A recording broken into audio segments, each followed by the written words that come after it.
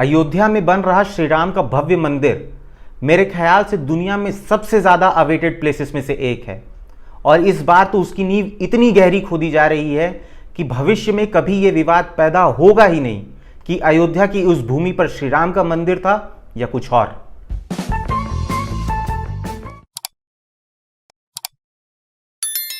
नौवीं सदी के श्री आदि शंकराचार्य की बात की जाए या 19वीं सदी के स्वामी विवेकानंद की, हमारे सारे महापुरुषों ने सबसे पहले पूरे देश का भ्रमण किया।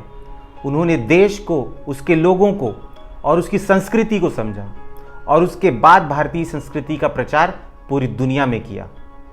अब क्योंकि लूटा उसे ही जाता है जिसके पास लुटाने को कुछ होता है, और भारत तो शुरू से खजानों का देश रहा है, तो लोग आते गए और हमें लूटते गए। पर शायद ब्रिटिश रूल में भारत को सबसे ज़्यादा नुकसान हुआ। मुगलों ने एक तरफ जहां भारतीय मंदिरों को तोड़ा, लूटा, लेकिन दूसरी तरफ अंग्रेजों ने भारतीयों को न सिर्फ शारीरिक रूप से गुलाम बनाया, पर उन्होंने सबसे ज़्यादा नुकसान हमारी सोच को पहुंचाया। उन्होंने हमारी सोच को ही अपना गुलाम बना लिया।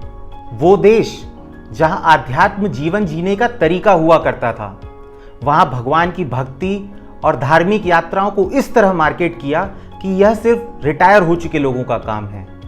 जहां हमारे सारे महापुरुषों ने अपने जीवन के सबसे महत्वपूर्ण समय को भारत भ्रमण में लगाया, वहीं अंग्रेजों ने हमें उनके कॉलोनियल माइंडसेट और एजुकेशन सिस्टम में डालकर हमें हमारे जीवन के आधार आध्यात्म से दूर कर दिया, हमारे भगवान से दूर कर दिया।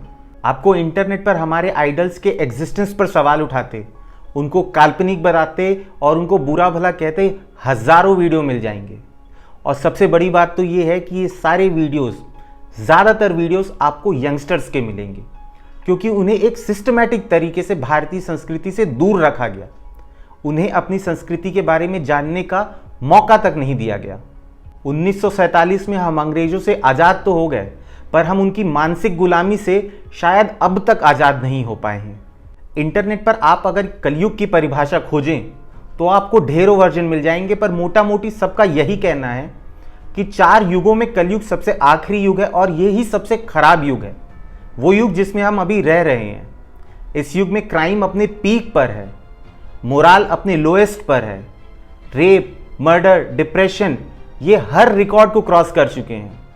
हम कलयुग में हैं, इस पर तो कोई डाउट है ही नहीं। लेकिन दुनिया में जब भी नेगेटिविटी बढ़ती है, पॉजिटिविटी भी बढ़ती है उस बैलेंस को बनाए रखने के लिए। और पिछले कुछ समय में श्री राम की बढ़ती लोकप्रियता, उनका बढ़ता कद इस बात का क्लियर उदाहरण है। और खासकर यंग जनरेशन में रामनवमी में बढ़ती रैली की लंबाई हो या सुबह पार्क में घूमते हुए लोगों के बीच गुड मॉर्निंग की जगह ले लेने वाला जय Shri Ram, Shri Ram has clearly taken over the world. ऐसा नहीं है कि श्री राम आज से पहले एग्जिस्ट नहीं करते थे, पर हम जिस बुरे दौर में रह रहे हैं, हमें शायद सबसे ज़्यादा ज़रूरत श्री राम की ही है।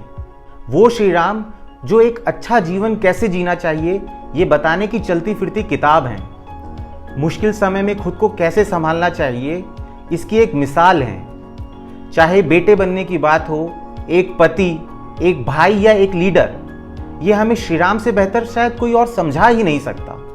वो काल्पनिक है या सच, ये तो मुद्दा हो ही नहीं सकता। सवाल तो सिर्फ ये है कि आप उनसे क्या और कितना सीखना चाहते हैं। अयोध्या में बन रहा श्री राम का भव्य मंदिर मेरे ख्याल से दुनिया में सबसे ज़्यादा अवेटेड प्लेसेस में से एक है। और इस बार तो उसकी नींव इतनी गहरी खोदी जा रही है कि भविष्य में कभी ये विवाद पैदा होगा ही नहीं कि अयोध्या की उस भूमि पर श्री राम का मंदिर था या कुछ और। कमिंग टू आदि पुरुष, श्री राम पर बनाई गई लेटेस्ट मूवी।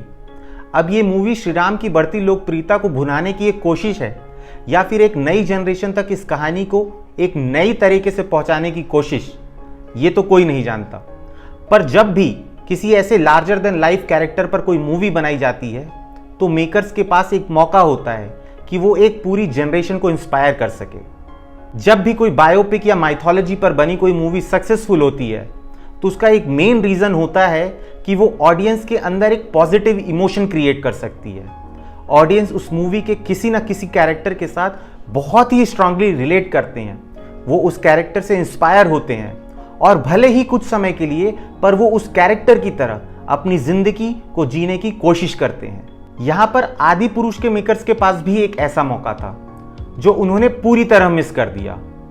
ऑडियंस के साथ कनेक्ट करना तो दूर, उन्होंने इस कहानी का पूरा मजाक बनाकर रख दिया। मेकर्स ने हर थिएटर में हनुमान जी के लिए एक सीट खाली रखने की बात कही।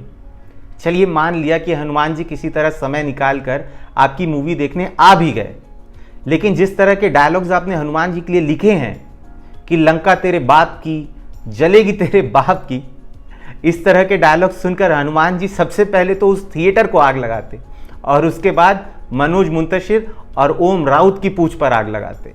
और पता है सबसे बड़े दुख की बात तो ये है कि इतनी बड़ी स्टार कास्ट और इतना बड़ा बजट इस सब्जेक्ट को शायद दोबारा मिले ही ना, और कोई और काबिल डायरेक्टर इस सब्जेक्ट पर मूवी बनाने की कोशिश ही ना करे। आज के वीडियो में इतना ही। आई नो वीडियो छोटा है, पर आपको क्या अच्छा लगा आप कमेंट करके ज़रूर बताइए। अगर आपने अब तक चैनल को सब्सक्राइब नहीं किया है तो सब्सक्राइब कर दीजिए, वीडियो को लाइक करिए और शेयर करिए। मिलते हैं आपसे अगले वीडियो में। Thank you for watching.